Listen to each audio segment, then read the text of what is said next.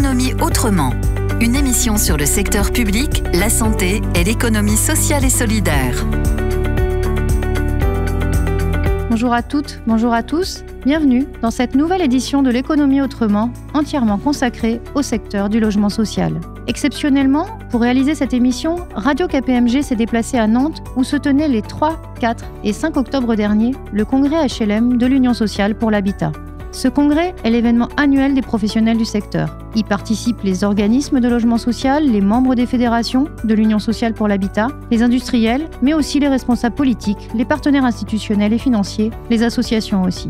Au total, 10 000 décideurs de l'habitat social réunis autour d'une même ambition, réussir la transformation de ce secteur. Un événement à la fois économique et politique. Cette année, le congrès a pour thème « Toutes nos énergies pour le logement ». Ce thème fait écho à la fois à l'énergie insufflée par les bailleurs sociaux dans l'exercice de leur mission, mais aussi au sens littéral du terme « énergie » en réponse à la hausse des prix et à l'impérative nécessité de décarboner l'habitat. Dans cette émission, nous nous intéresserons en particulier aux bailleurs sociaux qui ont fait le choix de devenir entreprises à mission. Pensée pour les entreprises volontaires, la société à mission intéresse des structures qui veulent positionner leur contribution à un enjeu social ou environnemental au cœur de leur stratégie et faire ainsi progresser leur gouvernance. La France compte aujourd'hui plus de 1200 sociétés à mission et des bailleurs sociaux ont déjà franchi le pas. Nous nous interrogerons aujourd'hui sur cette qualité d'entreprise à mission et sur le fait qu'elle puisse catalyser les transformations des entreprises de l'habitat social. Au sommaire de l'économie autrement aujourd'hui, tout d'abord le grand angle enregistré à Nantes lors du congrès, qui accueille 3 invités. Sarah Digonnet, responsable de l'engagement sociétal du groupe Séquence, filiale d'Action Logement. Francis Stéphan, en qualité de président de la commission RSE de la Fédération des entreprises sociales pour l'habitat. Et Antoine Guyot, consultant ESG de KPMG. Ensuite, pour le Zoom, nous avons parcouru les allées du congrès et recueilli le témoignage de professionnels du secteur de l'habitat social. Mais sans plus tarder, écoutons l'édito de Frédéric Céleste, responsable national du secteur de l'habitat social au sein de KPMG. L'édito.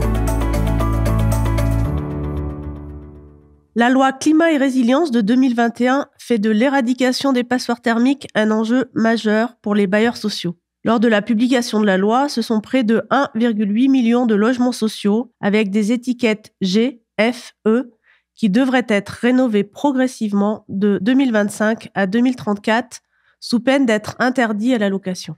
La priorité, longtemps donnée au développement du parc, a conduit à un manque d'investissement dans les réhabilitations thermiques des logements sociaux. Aujourd'hui, l'inflation engendre à la fois une progression du coût de la construction et de la rénovation, et aussi du coût de la dette, ce qui remet en cause le modèle économique des organismes de logement social. En effet, comment vont-ils pouvoir répondre au double impératif d'atteindre la neutralité carbone et de réduire la précarité énergétique qui touche 12 millions de Français? L'édition 2023 de l'étude Perspectives de la Banque des Territoires, publiée le 21 septembre dernier, souligne que le logement social est confronté à une conjonction de facteurs de risque et de contraintes financières. Cette étude nous dit, je la cite, qu'à politique publique constante, il ne sera pas soutenable pour le secteur HLM de mener des politiques d'investissement répondant à la fois aux besoins élevés de production de logements et à la nécessité de fortes transformations écologiques du parc. La production de logements sociaux risque ainsi de tomber à 66 000 unités par an, en moyenne, après 2030. Toujours selon la Banque des Territoires, les bailleurs sociaux seraient en mesure de maintenir une trajectoire ambitieuse de réhabilitation jusqu'en 2030, avec un niveau important de 125 000 logements rénovés en 2026 et en 2027. Néanmoins, cela supposerait de construire moins de logements sociaux. L'arbitrage dépendra du plan stratégique de patrimoine qui sera fait par chaque bailleur, mais une chose est sûre, désormais le secteur n'a plus la capacité financière de soutenir le plan d'investissement présenté en 2022 qui prévoyait la construction de 100 000 nouveaux logements chaque année. On ne peut que le déplorer. Des propositions faites par le ministre du Logement au mouvement HLM sont discutées en ce moment au sein des fédérations sur le congrès de l'USH. Les principales orientations seraient un cadre de financement favorable à la production de nouveaux logements sociaux, avec notamment un livret A maintenu à 3% jusqu'au début 2025 et une enveloppe de prêts bonifiés de plusieurs milliards. Un plan stratégique de patrimoine décarbonation pour la période 2024-2030, des annonces qui laissent perplexes plusieurs acteurs croisés dans les allées du congrès. Grand angle.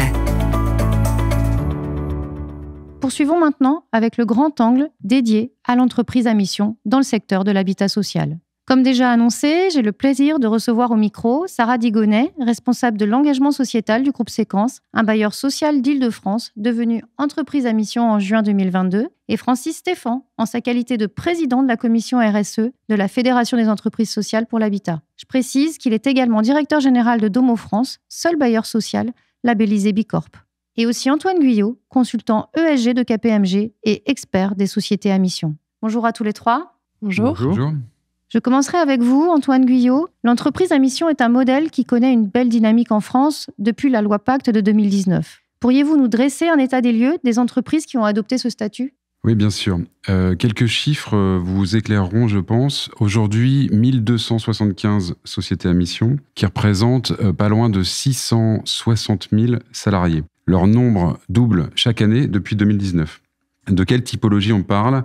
Elles vont de l'entreprise unipersonnelle au groupe du CAC 40, mais les entreprises de moins de 50 salariés représentent plus de 80% des sociétés à mission. Si au départ, l'Île-de-France tirait cette tendance, près de 60% des entreprises à mission ont aujourd'hui leur siège en région et dans toutes les régions. Tous les secteurs d'activité sont concernés, en particulier la tech, les services, le conseil. On compte aujourd'hui une petite dizaine de bailleurs sociaux qui le sont devenus. En résumé, nous assistons à une forte dynamique. Venons-en à Séquence, filiale du groupe Action Logement, qui a fait le choix en 2022 de devenir entreprise à mission avec pour raison d'être donner à chacun sa chance en innovant pour l'habitat. Sarah Digonnet, vous êtes responsable de l'engagement du groupe Séquence. Qu'est-ce qui a conduit Séquence sur le chemin de l'entreprise à mission ? Alors pour répondre, je mentionnerai 3 points. Je vais aborder rapidement. Séquence, c'est une entreprise qui est récente. Elle a 4 ans cette semaine d'ailleurs. Et c'est la fusion de 6 ESH.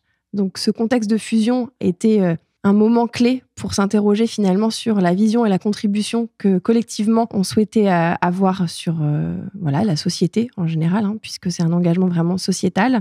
L'autre point, c'est un sujet d'anticipation également, c'est de se mettre en mouvement dans un contexte réglementaire sur les sujets environnementaux ou sociétaux qui est de plus en plus dense et de ne pas attendre forcément la contrainte, mais d'anticiper. Et le 3e point, c'est celui de réaffirmer notre utilité sociale, puisqu'on est une entreprise sociale pour l'habitat et que l'utilité sociale est au cœur de nos statuts. Pour autant, comment on la prouve, comment on la démontre, comment on l'objective au quotidien, le tout dans un souci de transformation et d'amélioration continue. Donc, c'est un choix au départ initié par la gouvernance de l'entreprise qui a été formalisé sur le premier semestre 2022 et qui a abouti en juin 2022 au vote des assemblées générales des 3 entités du groupe Séquence, Séquence Accession qui travaille sur l'accession sociale et Séquence Solidarité qui œuvre sur l'hébergement et le logement adapté. Donc 3 entités qui ont adopté la même raison d'être, des objectifs de mission un petit peu différents car spécifiques à chacune des activités. Et voilà pour l'initiation de cette démarche. Vous l'avez dit, vous avez défini votre raison d'être l'année dernière. Où en êtes-vous maintenant de cette transformation ? Effectivement, j'ai tendance à dire, notamment aux équipes qu'on implique fortement, mais j'y reviendrai peut-être un peu plus tard dans cette démarche, qu'on est statutairement société à mission, puisque les statuts ont été modifiés suite au vote de l'Assemblée générale et déposés en octobre 2022, avec cette raison d'être et nos objectifs de mission. Pour autant, c'est juste le début du chemin. C'est vraiment un engagement de long terme qui nécessite, en tout cas qu'on souhaite, et avec la direction générale en particulier, inscrire dans une démarche collaborative. Donc, toute l'année 2023, on est encore dedans, même si on s'approche de la fin, a été placée sous le signe de la co-construction, finalement, du modèle de mission et de son opérationnalisation. C'est-à-dire, on a nos engagements, ils sont partagés, c'est notre socle aujourd'hui. Comment on le décline dans tous nos métiers, dans toutes nos activités, aussi bien les activités immobilières que de gestion locative, mais aussi de support, que ce soit la DSI, la finance, la communication. Donc, on en est à cette étape où on est en train d'identifier nos objectifs opérationnels, nos actions prioritaires et d'ici la fin de l'année, les indicateurs qui vont être nécessaires dans cette démarche pour pouvoir mesurer. C'est un point important. Et dans l'aspect plus formel du dispositif de la société à mission, nous avons installé notre comité de mission en avril 2022, qui est un des critères pour être société à mission. Ce comité de parties prenantes externes, avec des experts du secteur, mais pas seulement du secteur, des experts surtout des engagements qui ont été pris, c'est-à-dire de l'aménagement, de l'environnement, de la biodiversité, de la solidarité, tout ce qui fait notre activité pour pouvoir nous challenger sur les engagements que nous avons pris et s'assurer qu'on avance. Et nous sommes en train, d'ici la fin de l'année, de choisir notre OTI, donc notre organisme tiers indépendant, pour la vérification qui va venir rapidement au printemps 2022. Antoine Guyot nous en parlera justement un peu plus tard. Je me tourne vers vous maintenant, Francis Stéphan. En tant que président de la commission RSE de la Fédération des entreprises sociales pour l'habitat, quel regard portez-vous sur le mouvement des bailleurs sociaux vers l'entreprise à mission ? Je crois que la RSE est portée par la fédération et la présidente, que j'excuse ce matin, qui devait être là à ma place, avec une volonté forte que la RSE constitue un élément fondateur pour les ESH et l'ensemble des adhérents de la fédération. C'est un point extrêmement important pour nous. Et d'ailleurs, il y a maintenant 24 mois, nous avons engagé pendant une année des travaux importants pour élaborer la raison d'être de la fédération. Peu de fédérations d'ailleurs ont une raison d'être. Je peux la citer, je la trouve convaincante, pour nous en tout cas. Entreprendre ensemble pour l'habitat abordable, pour une société plus durable, solidaire et humaine. Je pense que Séquence peut se retrouver quand je vois la connexion des raisons d'être, et c'est ça qui est important. Au-delà de ce clin d'œil, ce que je peux vous dire aujourd'hui, c'est que on avance par étapes, et on avait un premier point, c'était de mobiliser les ESH sur la raison d'être. 2/3 aujourd'hui des ESH sont engagés dans une démarche de raison d'être à minima. 1/3 ont déjà modifié leur statut sur la question de la raison d'être. Et vous évoquiez l'entreprise à mission. À l'instant où je vous parle, il y a une petite douzaine d'organismes qui sont déjà sociétés à mission ou en cours de déploiement. Et rien qu'hier sur le congrès, 2 dirigeants m'ont dit « Nous avons besoin de te voir rapidement parce que nous nous interrogeons sur la société à mission. » Ça veut dire que nous sommes en marche.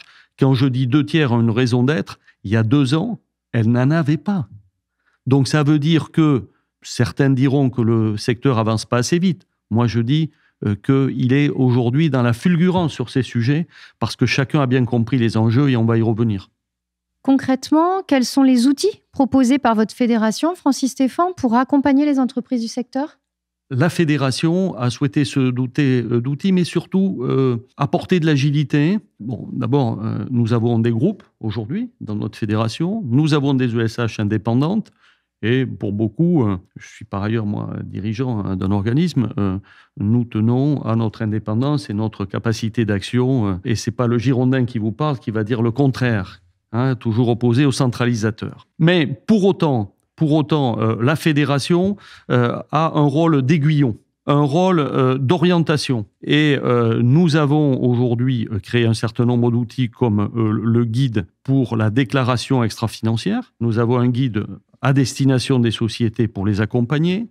Cette année, dans nos travaux, nous allons élaborer un guide sur la taxonomie, qui est un enjeu devant nous extrêmement important, prégnant.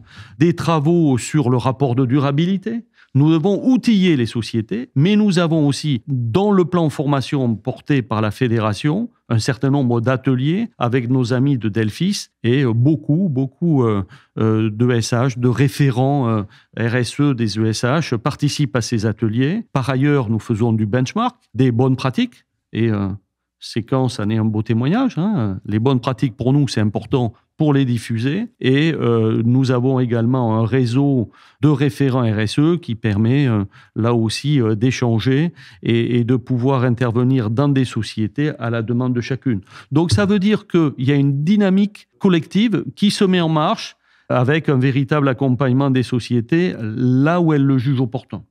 Je m'adresse de nouveau à vous, Antoine Guyot. Vous accompagnez de nombreuses organisations lors de leur transformation en entreprise à mission. Francis Stéphan, vous évoquez les bonnes pratiques. Selon vous, Antoine Guyot, quelles sont les bonnes pratiques à adopter en complément de celles qui viennent d'être citées et aussi les écueils à éviter ? Pour devenir société à mission, l'entreprise va devoir respecter un certain nombre d'étapes. Comme l'a précisé Sarah Digonnet par exemple, on formule d'abord sa raison d'être et ses objectifs stratégiques à inscrire dans ses statuts. Ça n'est pas du tout anodin, puisque c'est la boussole de l'entreprise des 15 prochaines années qui est définie. Si les dirigeants doivent évidemment être convaincus, vous vous doutez que l'embarquement des parties prenantes, internes comme externes, est un enjeu clé. Plus qu'un écueil, je dirais que le défi, la nouveauté aussi, c'est le changement de gouvernance qui est induit par la société à mission. et par cette transformation avec la création d'un comité nouveau, le comité de mission. Son rôle, ça va être celui de challenger, de contrôler la bonne réalisation de la mission. Le fait que l'entreprise continue à être alignée dans ses activités, dans ses décisions, avec sa mission. Ce qui est un très joli challenge. Moi, j'ai une réaction là-dessus en tant que fédération. J'aime pas le mot changement de gouvernance parce que ça fait peur à nos dirigeants. C'est un complément de gouvernance. C'est vrai. Il vaut mieux le poser en ces termes parce que moi, j'entends des dirigeants qui me disent « Ah oui, mais je vais perdre le contrôle de mon entreprise ». Donc, il faut qu'on soit vigilant sur les mots. Je partage votre analyse sur les orientations, etc. Mais les dirigeants restent les dirigeants. Simplement, ils ont de nouveaux engagements, de nouveaux objectifs et ils ont aussi à rendre des comptes. Absolument. Le comité de mission n'est d'ailleurs pas décisionnaire. Au-delà du comité de mission et de la gouvernance, Sarah Digonnet, en quoi la qualité d'entreprise à mission influe-t-elle sur la stratégie du groupe Séquence ? Et on évoquait la gouvernance, mais les collaborateurs, les autres parties prenantes, ont-ils été associés à cette démarche ?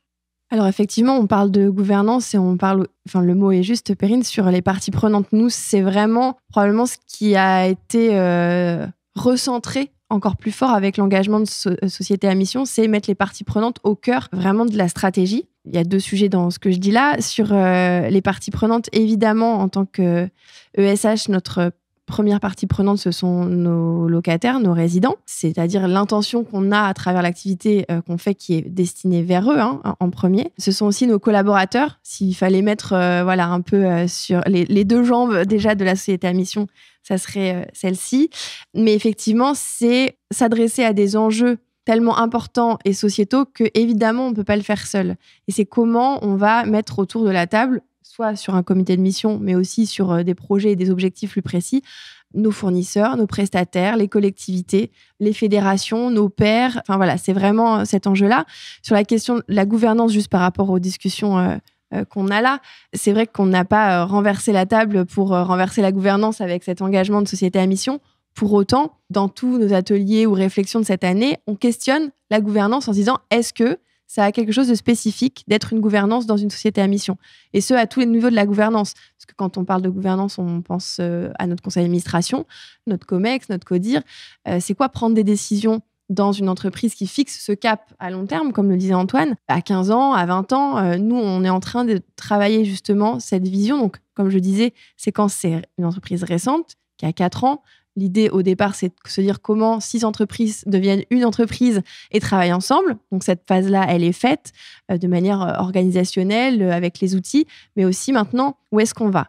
Stéphane Dauphin, notre directeur général, a souhaité que les engagements de société à mission soient pas les engagements à côté et ensuite on a un autre pan qui est notre stratégie, mais que ce soit le socle de notre stratégie d'entreprise et que cette stratégie, on la décline sur une vision 2024-2030. Donc, c'est aussi notre engagement, quand je parlais de définir les actions prioritaires, les indicateurs, c'est dans cette perspective de moyen terme. Et donc, l'association des collaborateurs sur ce plan-là, elle se fait de manière globale, puisqu'on a décidé d'intégrer les 1600 collaborateurs de Séquence dans cette démarche, avec des ateliers, avec de l'écoute à grande échelle, avec des réflexions métiers, mais aussi transversales, puisqu'on voit que sur ce type de cap ou de boussole, la transversalité est clé pour une entreprise. On ne peut pas avoir juste un métier qui fait une action. Ce sont des enjeux très larges, tout comme là où on intervient dans notre secteur, vraiment du développement à la vie du bail, à la gestion locative. On voit bien qu'on touche à quelque chose de très large. Voilà pour cette partie d'engagement de nos parties prenantes. Très bien, je repasse à nouveau la parole à Francis Stéphan. Je souhaiterais que vous puissiez répondre à une question. Diriez-vous qu'un bailleur social, entreprise à mission ou ayant engagé une démarche RSE est aujourd'hui plus performant ? C'est un vrai sujet. Moi, je fais partie de ces dirigeants qui croient que RSE est synonyme de performance.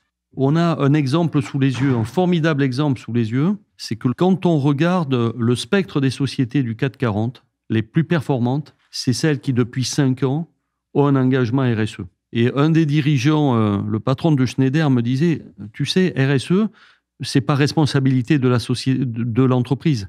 Moi, je le traduis chez moi, le patron de Schneider me disait ça, c'est redonner du sens à l'entreprise. Je trouve ça assez génial. Mais pour revenir sur la performance, oui. Je crois qu'à court terme, beaucoup de dirigeants peuvent baisser les bras parce qu'ils ne voient pas l'impact immédiat. Mais à moyen terme, l'impact est très fort. Pourquoi ? Parce que ça nous oblige à nous réinterroger sur nos pratiques professionnelles, sur nos organisations, sur nos modes de faire, sur les questions que vous évoquiez, sur la transversalité, sur le sujet extrêmement important quand on définit son projet stratégique, son projet d'entreprise. Ça ne marche pas si la RSE est à côté.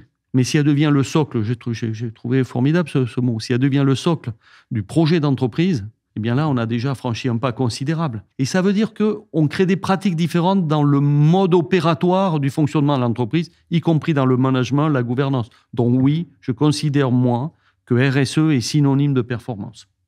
On retiendra RSE, redonner du sens à l'entreprise. Dans le cas de séquence, Sarah Digonnet, l'entreprise a-t-elle d'ores et déjà tiré avantage de ce passage en entreprise à mission ? Nous imaginons qu'il y a aussi eu des obstacles. Alors, je vais faire une réponse, je ne sais pas, mesurée, on va dire, sur ce sujet. Les c'est avantages, oui, voilà, je pense qu'on est sur le chemin. C'est important pour nous de le dire. Les points positifs, c'est probablement la dynamique que ça crée, tout de même si on est encore en construction, justement, notre année de co-construction n'est pas terminée. C'est le fait, on s'est réinterrogé sur nos manières de faire et de donner la parole aussi et rendre acteurs les collaborateurs sur un projet stratégique. C'est pas forcément quelque chose qu'on trouve dans toutes les entreprises. Et on n'est pas une petite entreprise, 1100 collaborateurs, ça commence à être une taille assez significative. Donc, sur la démarche, la dynamique est positive. Je ne dirais pas que c'est un avantage, mais en tout cas, c'est un signe, un bon signe peut-être. Donc, du coup, sur les enjeux de réussite, je pense qu'il y a l'humilité qui est importante aussi sur ce type de démarche, que ce soit sur la RSE, société à mission, tous ces projets très structurants sur le sociétal et environnemental. C'est tellement énorme comme enjeu à adresser ça serait bizarre si aujourd'hui, 1 an et demi après le vote des assemblées générales, je venais très satisfaite et en disant qu'on a coché toutes les cases. Vous ne me croiriez pas et vous auriez raison. Du coup, je préfère avoir cette posture-là. Des obstacles, pas vraiment, des freins ou des difficultés parce que la taille de l'organisation fait que quand on souhaite avoir vraiment quelque chose de co-construit, de collaboratif, ça prend du temps. Parce qu'en fait, on est sur de l'humain et l'humain, ça prend du temps. Et je pense que pour adresser des sujets à moyen terme, il faut prendre ce temps-là. Sinon, on loupe quelque chose, d'autant plus en s'engageant en tant que société à mission. Je pense que c'est très important. Dans les modes de faire, le fait d'être des métiers aussi différents dans une entreprise sociale pour l'habitat, c'est pas un frein, c'est une richesse, mais c'est une complexité dans la mise en œuvre pour s'assurer que tout le monde se sente aussi en capacité de s'exprimer sur tous les plans de l'entreprise, avec bien sûr des expertises plus fortes sur certains sujets, évidemment. Et puis, peut-être la question des indicateurs. Je sais pas, c'est pas un obstacle, mais c'est un vrai sujet si on veut que ce soit des indicateurs utiles et qui nous servent dans la transformation. Francis Stéphane le disait, il y a beaucoup d'autres sujets qui sont portés notamment par la Fédération sur la taxonomie, sur la CSRD, sur des enjeux réglementaires. Comment faire que ces enjeux réglementaires ne viennent pas comme des couches successives d'indicateurs, mais soient utiles à notre stratégie, à notre pilotage, réinterroger nos pratiques. Donc, c'est plein de pièces d'un même puzzle, en fait, quand on a cet engagement-là. C'est important de les mettre dans le bon sens, sinon ça ne rentre pas. Voilà, peut-être sur le partage de notre travail en cours. Sarah, vous évoquez les indicateurs. On en est à l'heure des premiers bilans et se pose la question de la vérification externe que toute société à mission doit connaître après sa transformation. Antoine Guyot, vous participez vous-même à des vérifications externes. En quoi consistent ces audits ? Alors oui, j'ai effectivement la chance de vérifier ou d'auditer des sociétés à mission. Le rôle d'un organisme tiers indépendant, il est double. D'abord, il évalue la cohérence de la mission, de cette formulation, et de son adéquation avec les principaux enjeux du secteur d'activité dans lequel l'entreprise se mouvoit. Concrètement, une entreprise à mission bailleur social qui ne tiendrait pas compte dans sa mission des enjeux de décarbonation ou de rénovation énergétique de son parc, disons que l'entreprise serait sujet à quelques remontrances de l'organisme tiers indépendant. Le deuxième rôle, c'est d'évaluer la correcte exécution des objectifs stratégiques qui ont été indiqués dans les statuts et aussi les moyens qui ont été mis en œuvre pour les atteindre. Cette fois, c'est la fiabilité et la sincérité des données, on parlait d'indicateurs juste avant, qui seront vérifiés tous les 2 ans. Nous avons bien compris, à travers tous vos propos, l'intérêt de devenir entreprise à mission pour un bailleur social. Le fait de devenir entreprise à mission catalyse les transformations des bailleurs sociaux, notamment d'un point de vue territorial, dans les relations que les entreprises de l'habitat entretiennent avec les collectivités territoriales. Francis Stéphan, du côté de la Fédération, observez-vous que cette qualité d'entreprise à mission favorise l'interaction entre les acteurs d'un territoire, bailleurs sociaux, collectivités, associations ? Je ne sais pas aujourd'hui si on peut dire cela. Vous avez parlé tout à l'heure d'humilité, il faut faire preuve d'humilité. Ce que je sais, notamment avec ma casquette de dirigeant, puisqu'on est engagé dans des démarches qui ne sont pas d'entreprise à mission, mais qui est au moins à l'équivalent quand on est Bicorp. Moi, ce que je constate, c'est que ça nous a amené à avoir un rapport avec notre écosystème différent, à être perçu aussi par l'écosystème, parce que quand on a une démarche d'entreprise à mission, on doit faire, mais on doit aussi faire savoir, faire partager. Et se faire savoir, se faire partager, il est reçu et regardé par nos parties prenantes.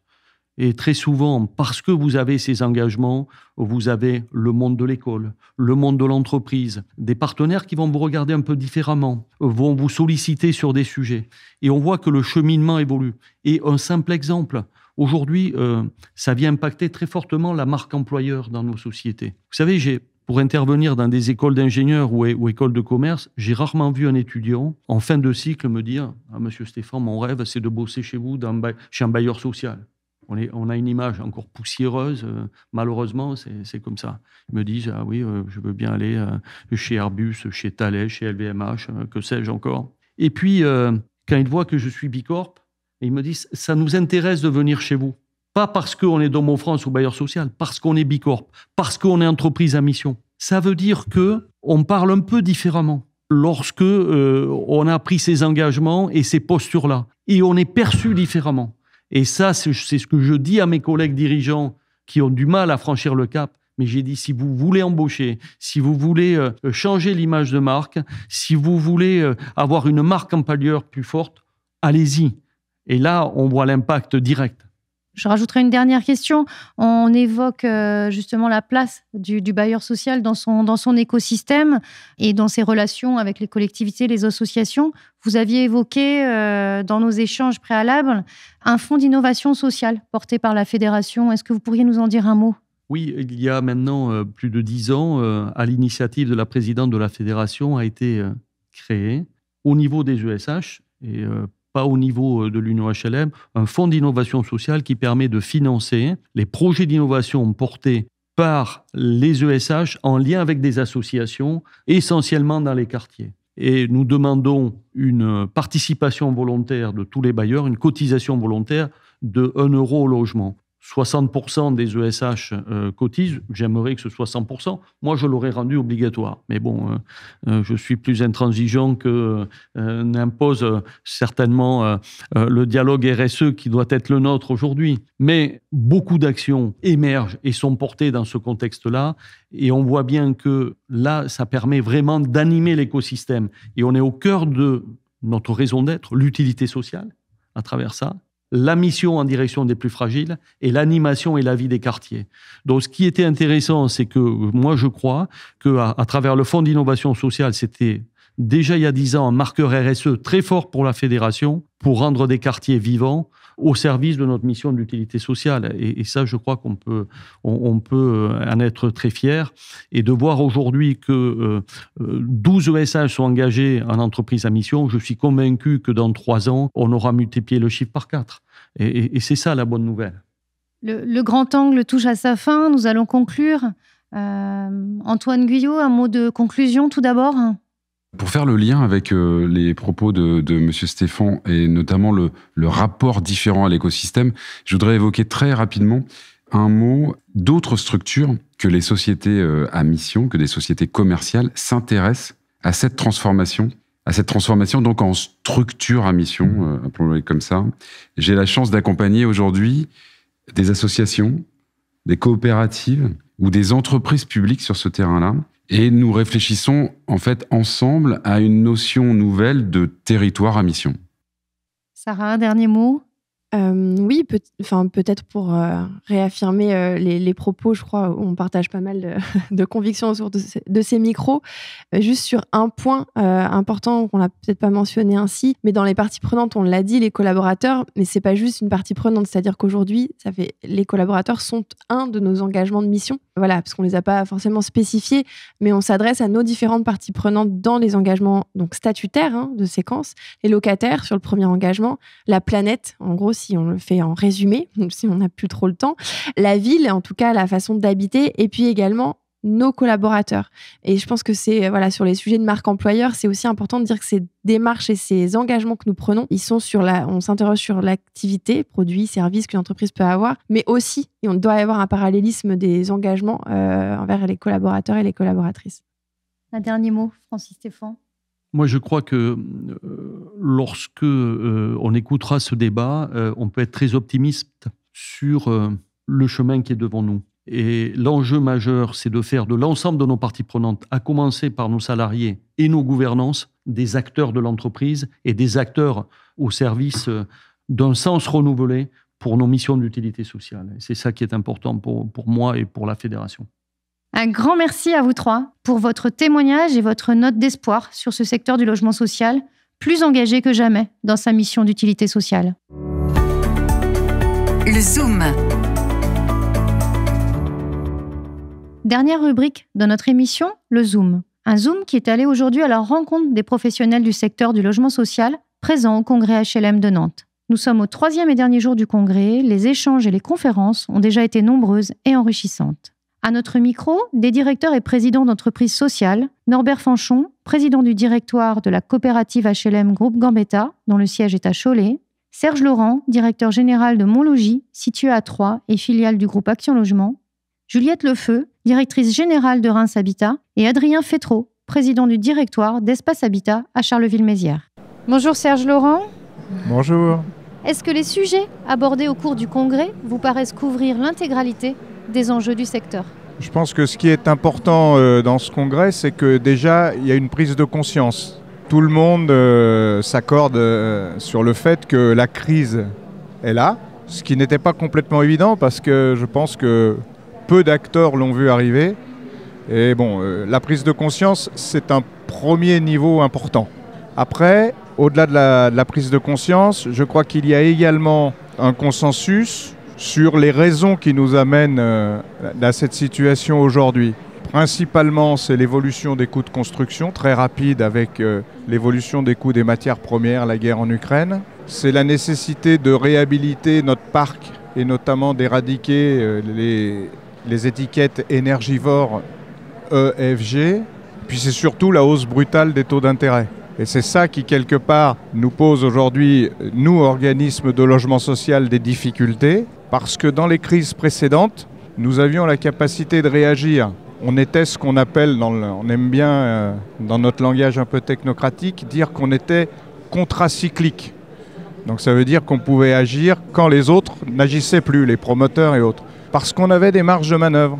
Aujourd'hui, malheureusement, l'endettement et la hausse très brutale des taux d'intérêt nous empêchent d'avoir ces marges de manœuvre. Et puis pour terminer, un 4e point qui nous handicape, c'est qu'une partie de la crise sociale, c'est nous qui la payons à travers l'augmentation très très forte des impayés de loyer. Et on est dans un système un peu schizophrène où on met nous-mêmes de l'argent dans des dispositifs, donc notre argent, dans des dispositifs accompagnateurs et que malgré cela, nous avons au final des pertes importantes en termes de loyer. Donc vous voyez, ces 4 éléments font qu'on est bien effectivement dans la crise, mais pour répondre à votre question ou reboucler, l'intérêt et l'importance, me semble-t-il, de ce congrès, c'est que tout le monde en a enfin pris conscience.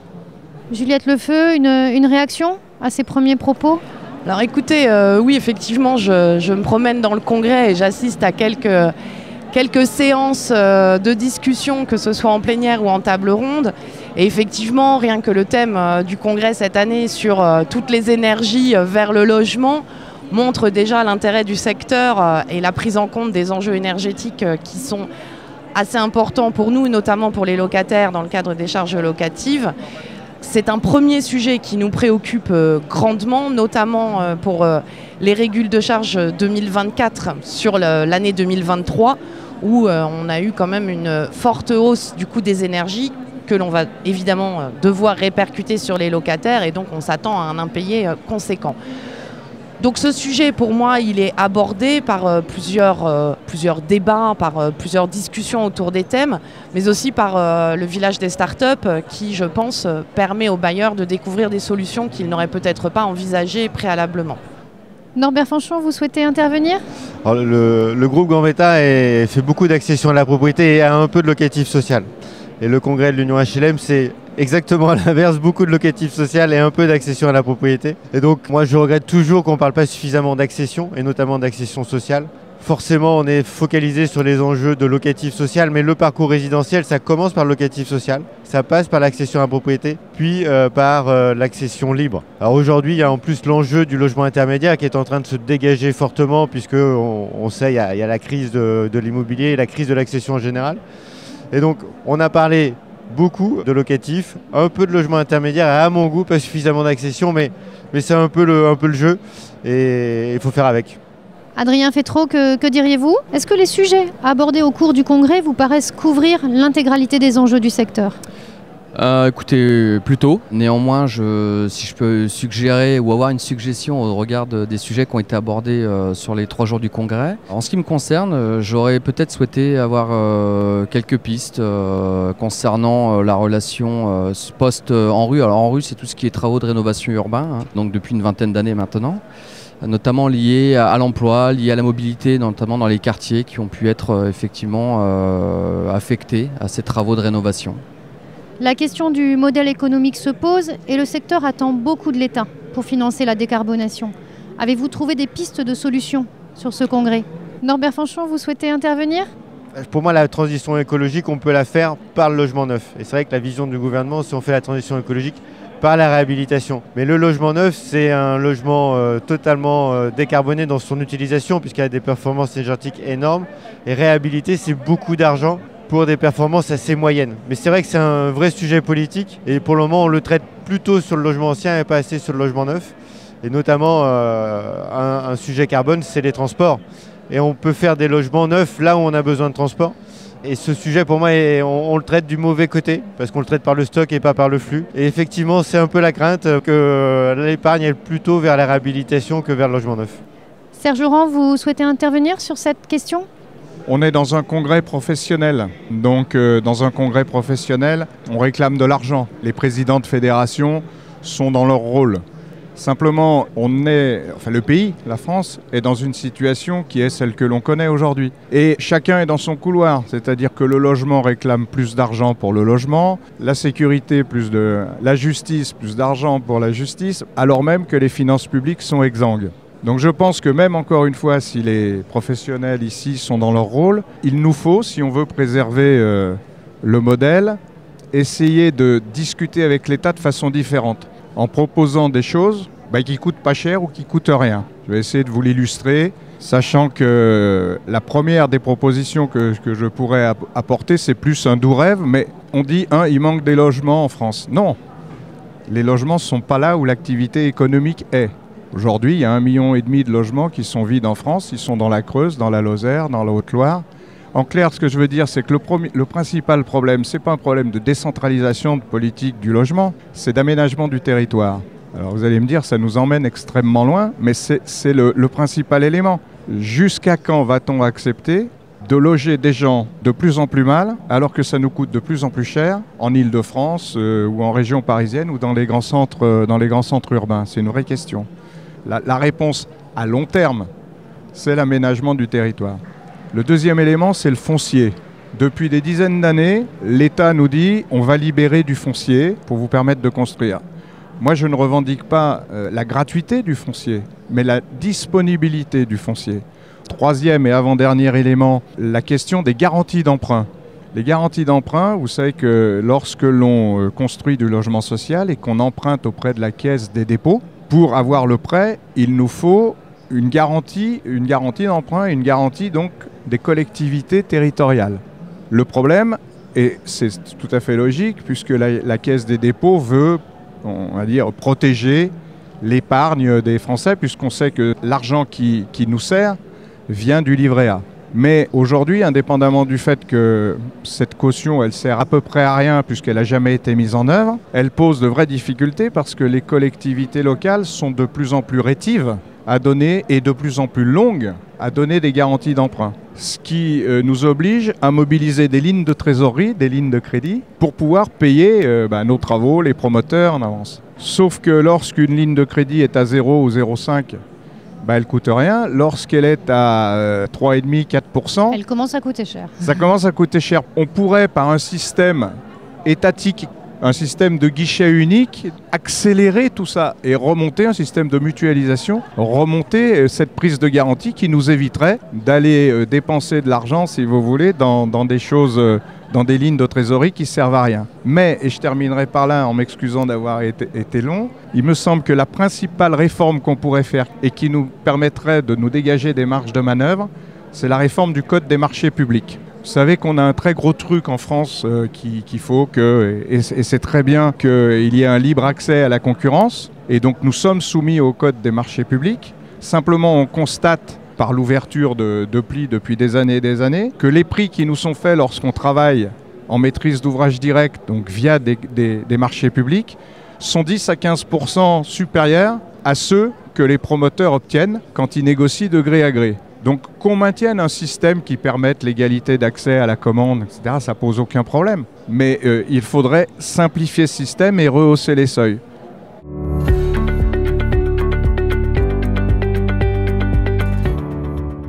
Notre émission touche à sa fin. Un grand merci à nos invités de ce jour. Je tiens à remercier également tous les contributeurs et contributrices à cette émission qui ont rendu possible son enregistrement à Nantes lors du congrès HLM de l'Union sociale pour l'habitat. Nos émissions peuvent être réécoutées à tout moment dans l'application Radio KPMG, téléchargeable sur l'App Store ou dans Google Play, mais également sur les plateformes d'écoute habituelles. Nous vous retrouvons le 21 novembre prochain pour une nouvelle édition de l'économie autrement. À bientôt sur nos ondes. L'économie autrement, une émission de Radio KPMG.